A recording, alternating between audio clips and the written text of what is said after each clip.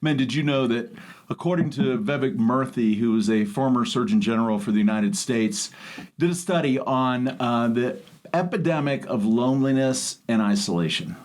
He found that 50% of adults in the U.S. frequently report loneliness as a problem in their lives, and that has certainly gone up. This was pre-COVID. Certainly throughout COVID, we know what happened. We saw suicide rates skyrocket in the United States, depression rates go off the charts. But that was pre-COVID. 50% of adults reported loneliness.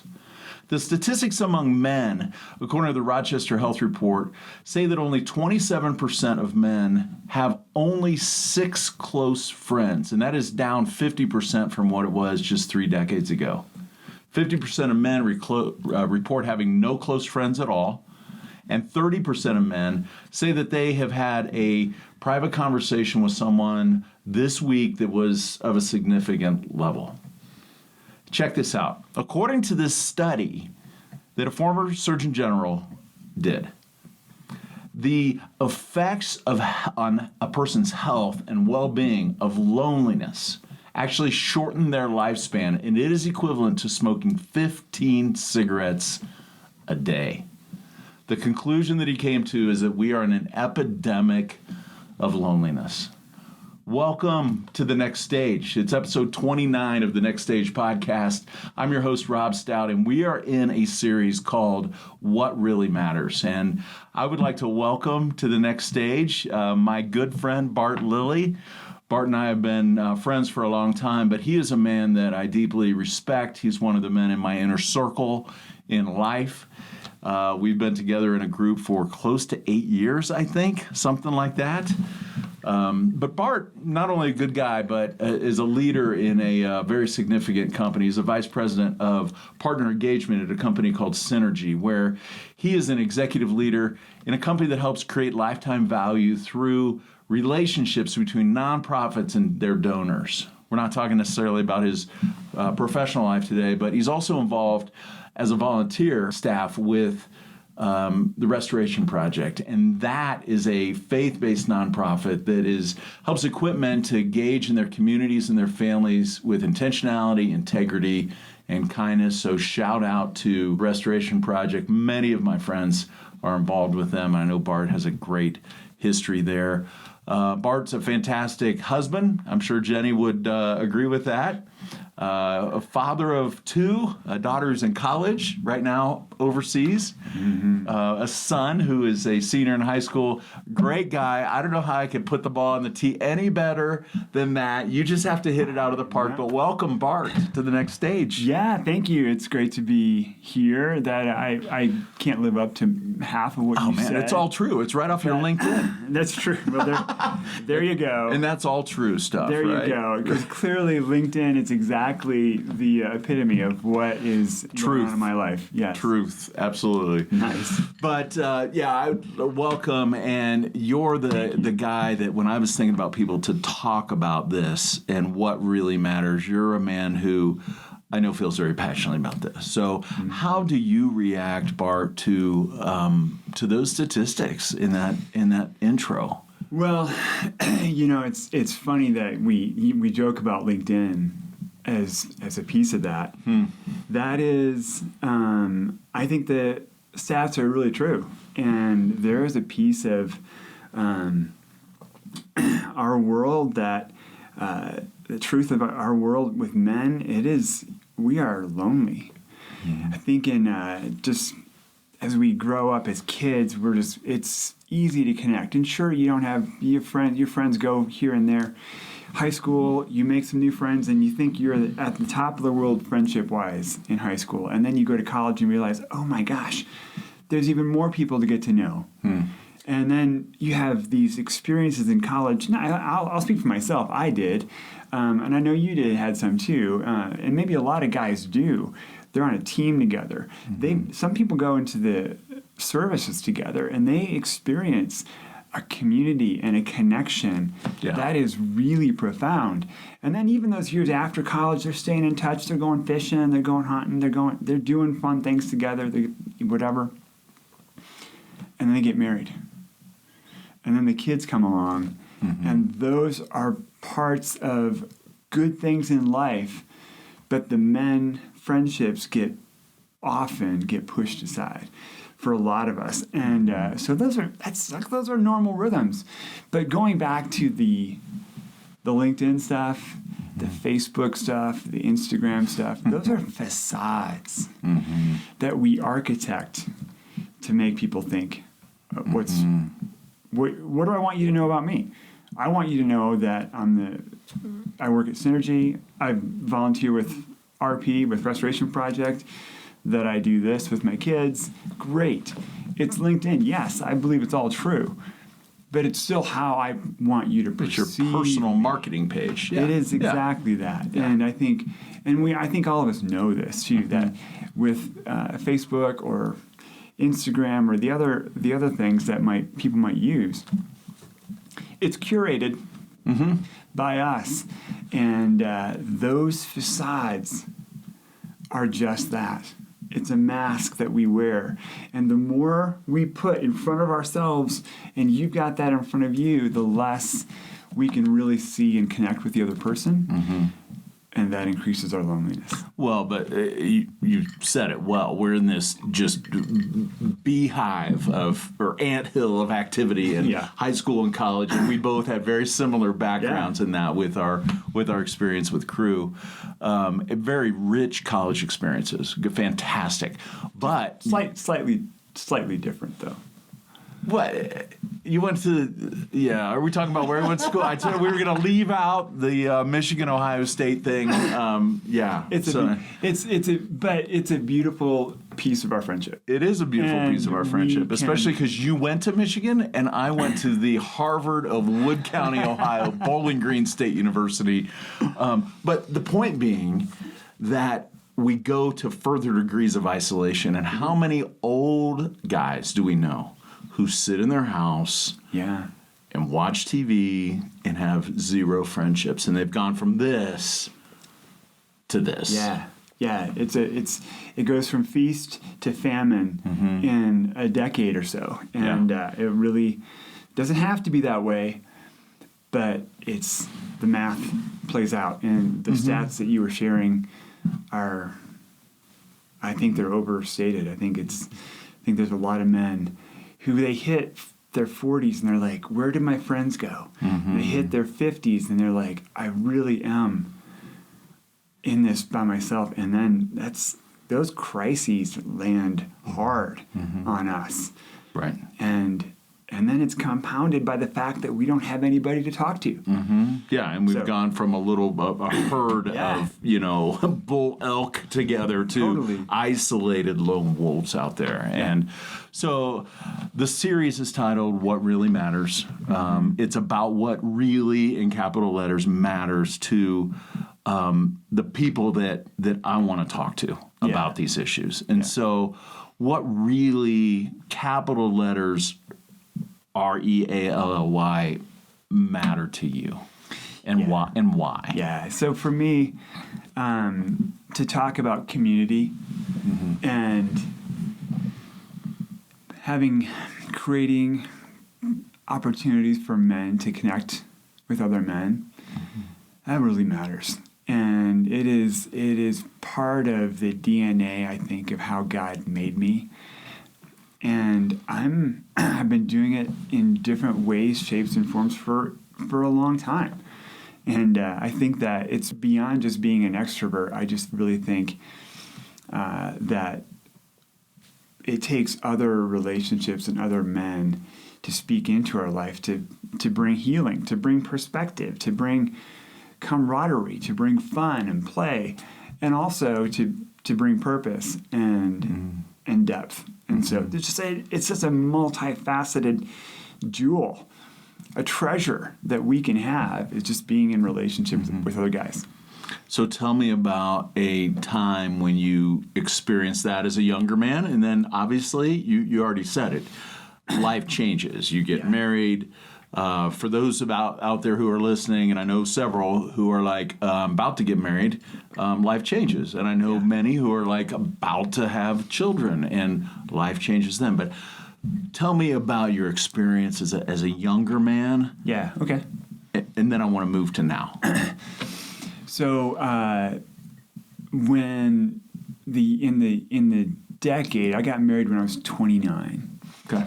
So I spent a few years post college, like just running and gunning with like 3 other guys, like Eric Steffen, who's no longer with us, was like my partner in crime on so many things, and then Darren and Matt were the other 2, and the 4 of us were, literally 4 horsemen of the apocalypse with crew of just relationally blowing things up in fun ways, creating spaces, competing together, and we would camp together and just do life and stories and encourage each other.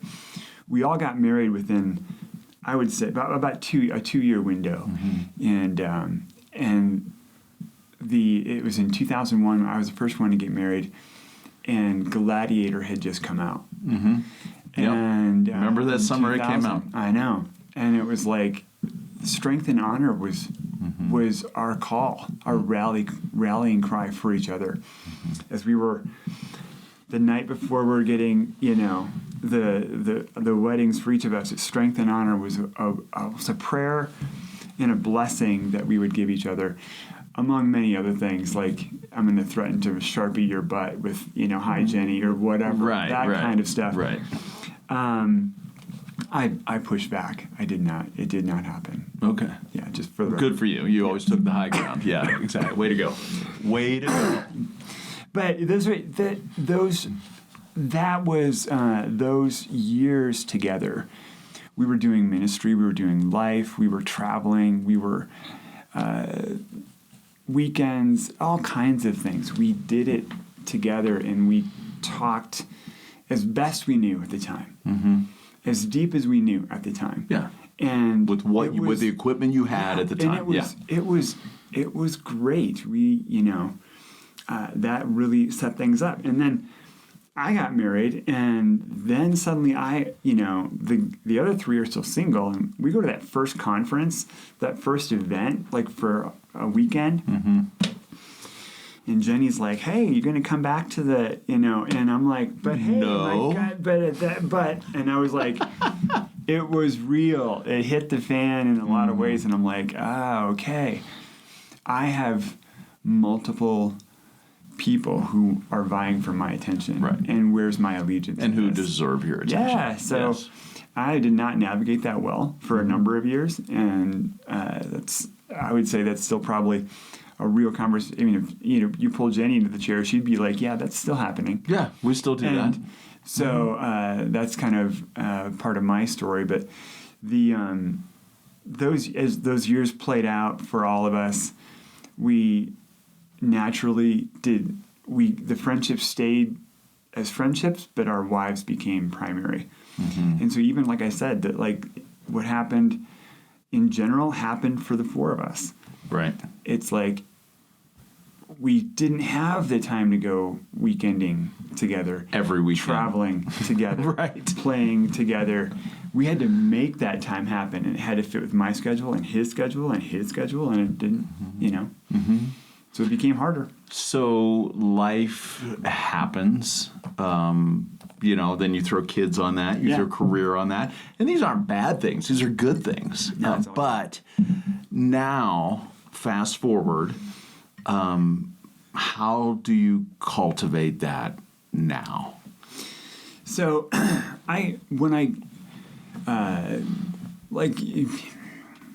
we moved out to Colorado about 4 or 5 years into our marriage. And so at that point, not only I was no longer in the same, 4-state area in the Midwest, I'm out west. And it's a long, they call it flyover country for a reason. I mean, there's a long way. It is. And so I couldn't just hang out with those guys. I had to make some new friends, and I had to figure this piece out.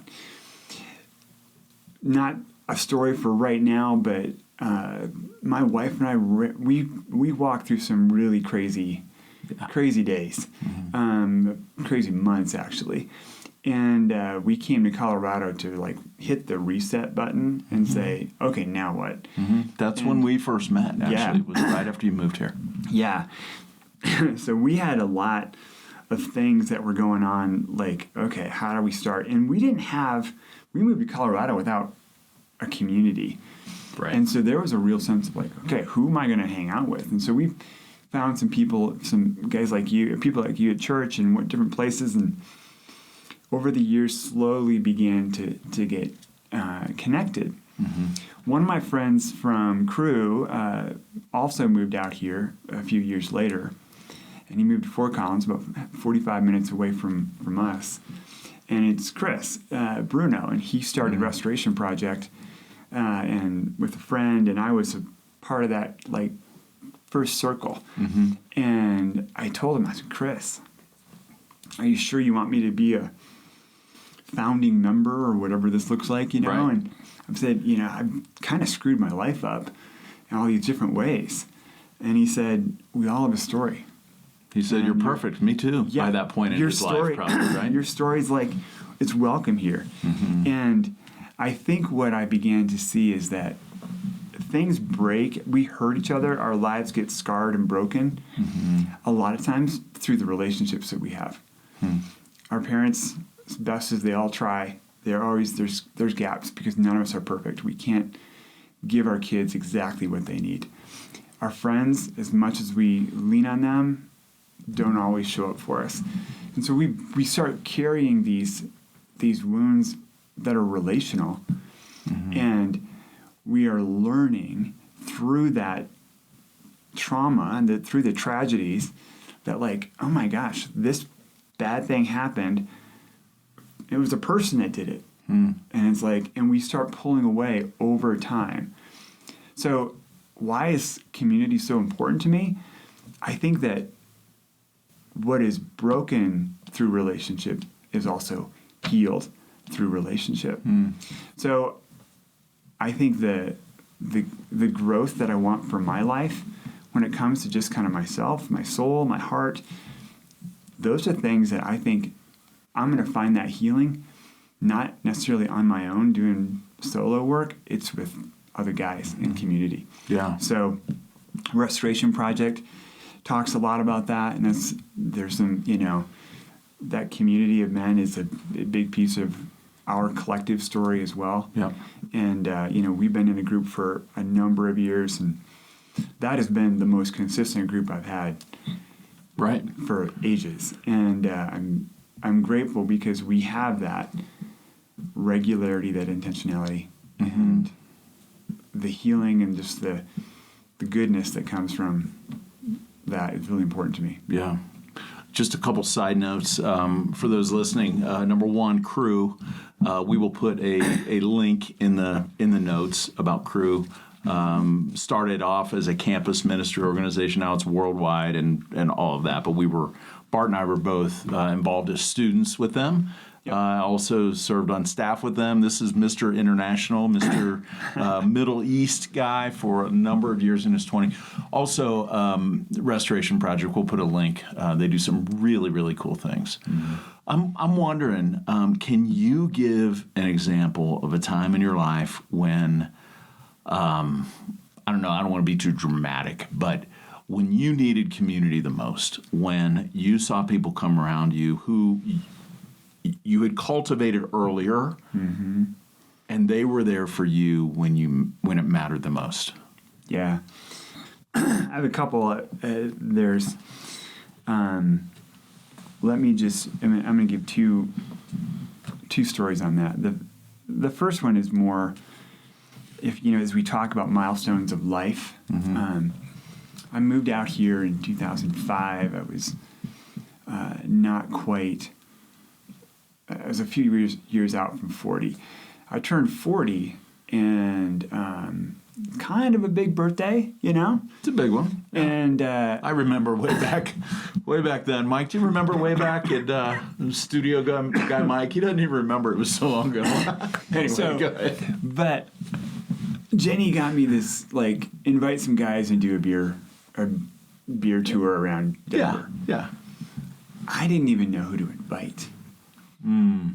I had Your quiver was empty at that point. We've been out here like 3 or 4 years and just been trying to rebuild and heal and fix some things and like refocus some things. My career was in a reset mode, and I've told the story enough that I've actually gone back and figured out who the 5 other guys were. Right.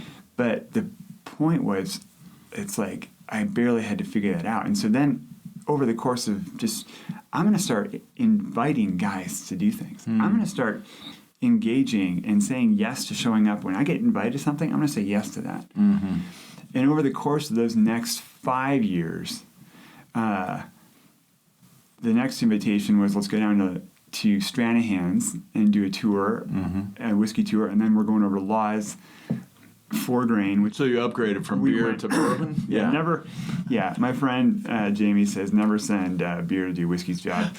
So so we went to those places. I had 15 guys show up, and I could have invited 10 more. So you went from the milkman I'm not and sure. Yeah, exactly. the guy at the bank to people who really were there for you. And so I look at that, and it took time. It wasn't overnight, but those small deposits over time built those relationships. If you take that and you that was 45, maybe 5 or 6 years later, just had another crisis at home. And there was I sent out a text message where we just had we had to make an emergency trip to the hospital with one of my family members, and that was a tough one. Like, that story was really hard, that I was carrying, and scary, and it didn't take much of like a phone call to a couple of you guys, and everybody was in the loop. And I had guys over at my house praying for me. I had guys over and actually physically taking care of needs in my house that I couldn't do at the time. And it's like people showed up. I remember that night. People showed up. And so it is, you never none of us know what's going to happen. I had no idea, things were going to land on me. And something I've learned through Restoration Project, and this is part of why I think community is such a big deal. Tragedy is going to hit. Right. And we used to be surprised by that. Like, whoa. Yeah, it's not if, it's when. Right? Tragedy is going to hit.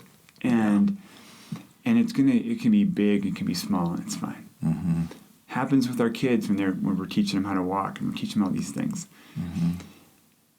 It turns into a trauma that scars us when we don't deal with it right away, or when we don't deal with it in a way that's healthy.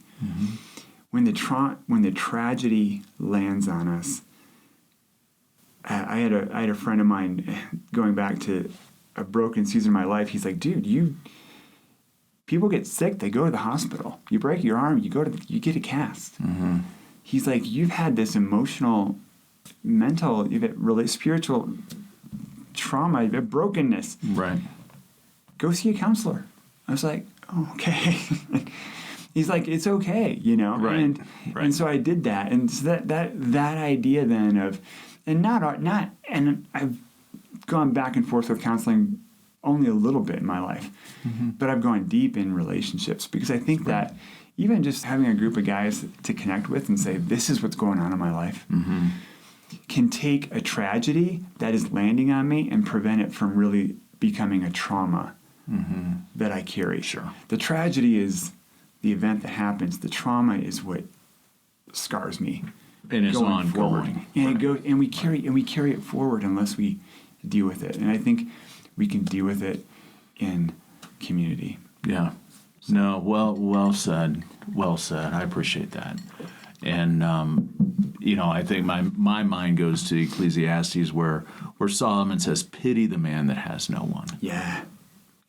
And vast majority, according to a very recent study, this isn't years old. I mean, you go back to Thoreau. Thoreau was like, hey, listen, the vast majority of men lead lives of quiet desperation. That is true then. That is true now. And gosh, the thing that really, really, really matters is the thing of community. We're going to take a break 1 second here, and we're going to listen to Chris, who is our producer, talk about a way that at the Next Stage we're helping men develop in community. And that is with the Next Stage Men's Weekend. And Bart was actually the MC at our very first ever weekend. And so Chris is going to tell us a little bit about that, and we'll be back. Hey man, this is producer Chris Mann for the Next Stage podcast for men. Only 27% of men report having a group of close friends, and only 30% report having a private, in-depth conversation with a friend. So is this a big deal? Well, studies show that a lack of social connection raises a man's risk for early death by the equivalent of, and get this is really important, smoking 15 cigarettes a day. Man, it's time to quit the whole lonesome cowboy Marlboro man shtick. Sherpa 5280 has a powerful retreat that we take on the road, and we call it the With Everything Men's Retreat. It's a 3-day weekend experience that helps a man learn to live with passion, purpose, power, and perspective as men created in God's image. And listen up, this is key. Doing so in community of other men just like you. You can bring this powerful retreat experience to your local men's group, church, or even business. Just take 30 seconds and contact Rob Stout today at the Next Stage at Sherpa5280.com for details. That's the Next Stage @ Sherpa5280.com. Just write the words "with everything" in the subject line, stick in your contact information in the body of the email, and we'll connect with you. For more information, visit Sherpa5280.com/retreat today. That's Sherpa5280.com/retreat. Chris, thanks. And if you want more info about the weekend and what we do at With Everything, would love to tell you more about that, or about how your church, your men's group, your organization, your nonprofit, your for-profit, we don't care who it is. We would love to tell you more about that. Just shoot us an email at the Next Stage at Sherpa5280.com. Okay, so back to the conversation. How would you encourage men to develop this area of community in their lives? You already mentioned intentionality. Like, you were alone. You had a 40th birthday party and you had to invite the mailman. But then you had that years before, and then you developed it after that. How would you encourage men who are in that season to develop that? Yeah. So let's start and say it's not one size fits all. Okay. Why? Why? Because we're all made different. Well, we're both extroverts. We would make friends with the mailman, right? We would, and we did invite them. But so there is a sense that you can't, and I mean this, that like, you can't compare yourself to me. I can't compare myself to you, to him, and say, well, he does that. I should do that too. Let's just kind of or I'm not him, and therefore I can't be the great relationship magnet that Bart is. But we still have, and I'm going to way oversimplify this into 3 categories. Sure. And so if you're listening and you think, okay, I'm probably in that category, good enough, go with it. So there's a group that is go first. When it comes to community, they're going to go first. They're going to create a space. That typically is the extroverts in that sense.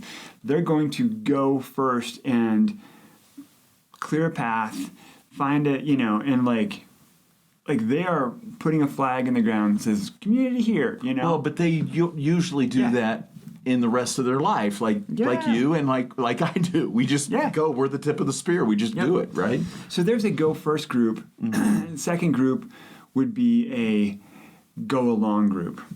Okay. Or a go with group, I should say. Go with. And the second group is go with. Like they're going to say yes. Typically, they're like, oh yeah, I'm interested in that. I like what Bart's got going on here. Rob's got some cool stuff. I'm going to go with Rob. And wherever the flag gets put, I'm there too. Sure. So that third group then is the go along group. Where to go along is a little bit more of a stretch. They're observing, they're watching. I don't know if I'm going to do that or not. And so that the going along is a bigger step. The go with is almost an automatic response. Going along is, I'm not sure.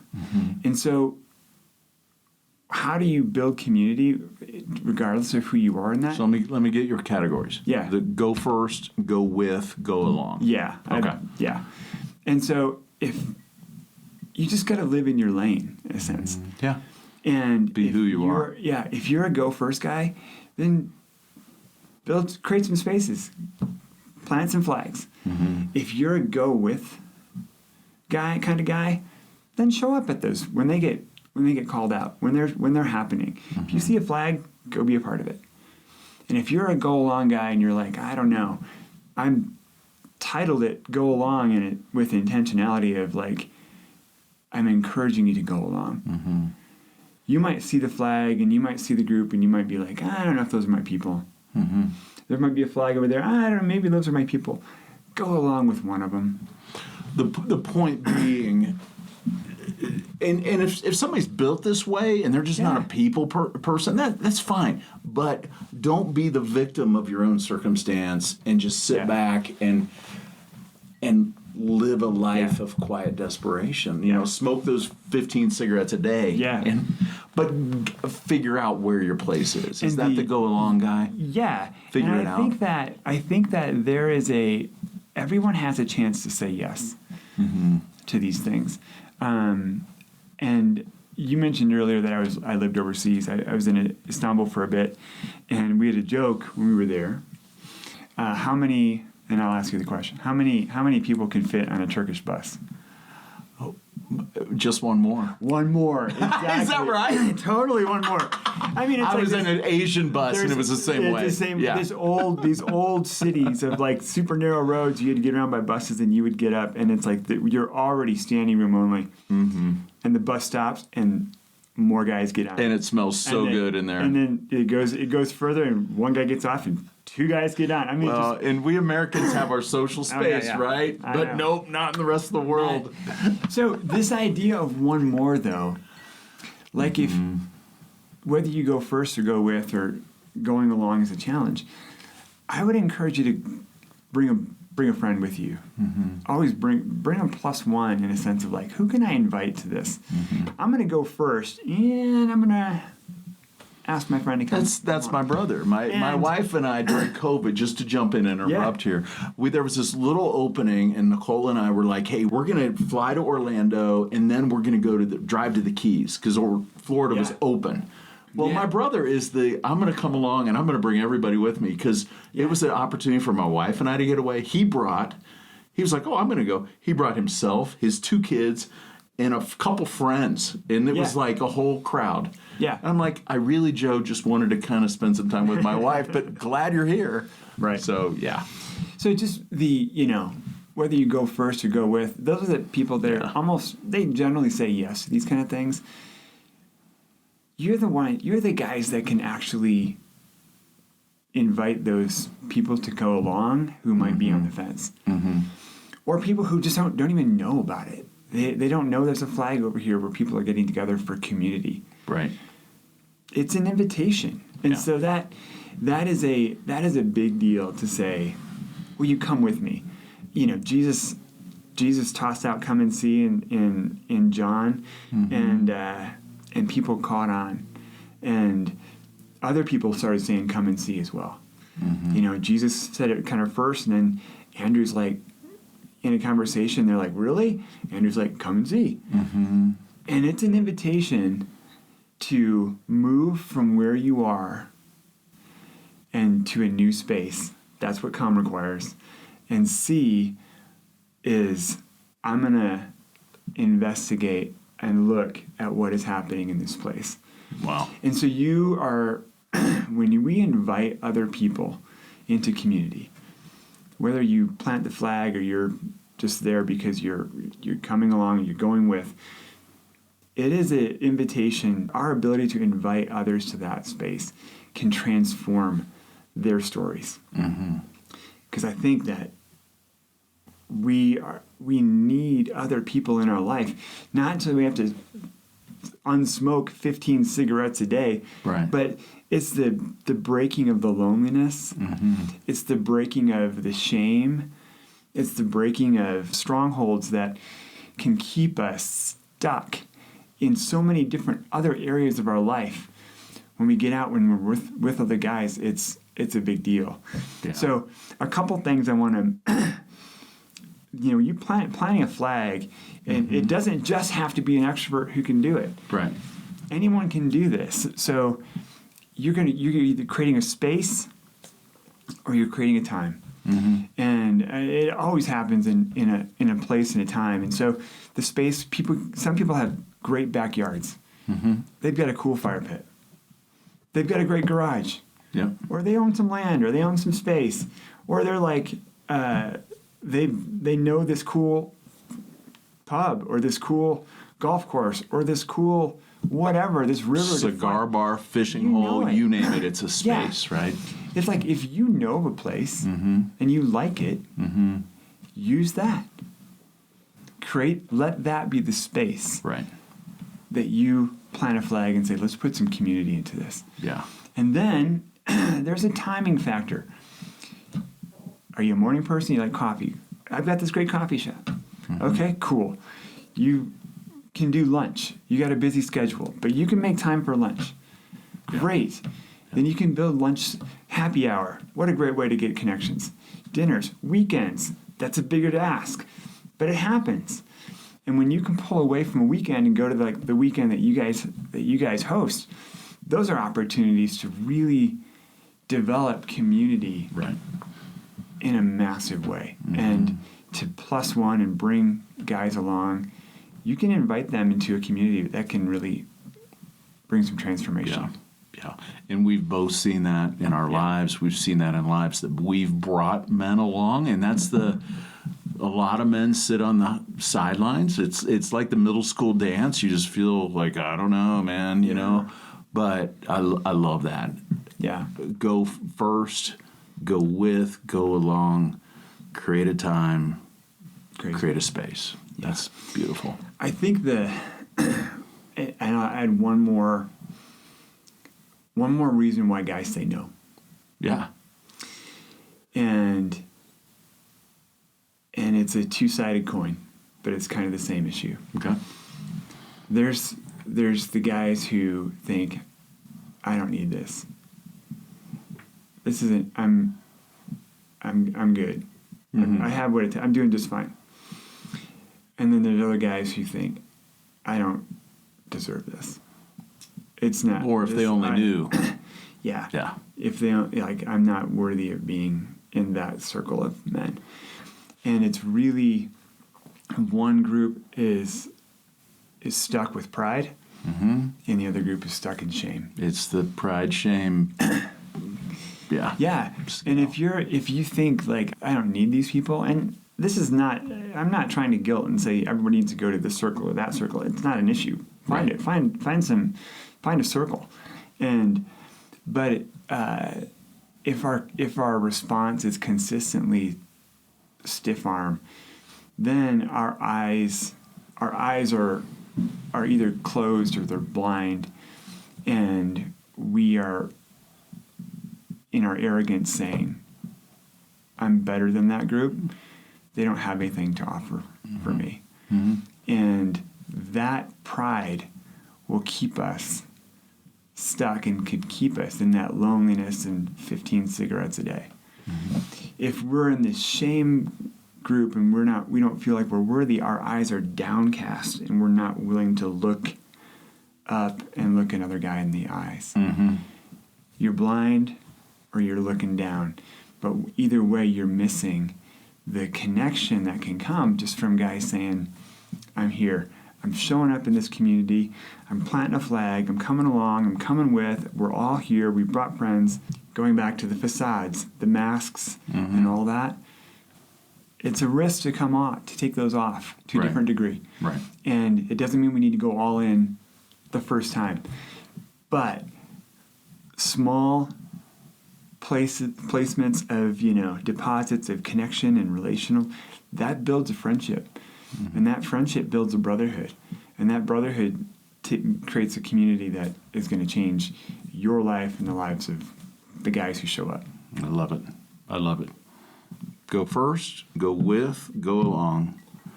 Create a space, create a time. Don't be susceptible to pride or shame. Yeah. That's a good place. And we got to stick a pin in this conversation right now, my friend. But wow. Wow. I would like to thank you for being part of the next stage. You're a busy man. It's good. You've got a lot going on. It's a busy day, a busy week for you. And I'd like to thank you for being part of the next stage as well. I would encourage you to like, to share, to subscribe to us on whatever channel you're on, YouTube, Apple, Spotify, whatever you're on. If you would also click that little bell on YouTube, it'll remind you that there's an episode coming up. And we'd encourage you to give us a 5-star review. That would help as we spread the word about what we're doing. But we'd also love feedback. So if you have anything to weigh in on a question, email us at thenextstage@sherpa5280.com. And until next time, I want to encourage you to keep reaching for what God made you for. He created you to live in your created potential. And I want to encourage you in this area of community, what really matters, to reach into that. Until we talk to you next time, we will see you then. Take care, and we'll talk to you soon.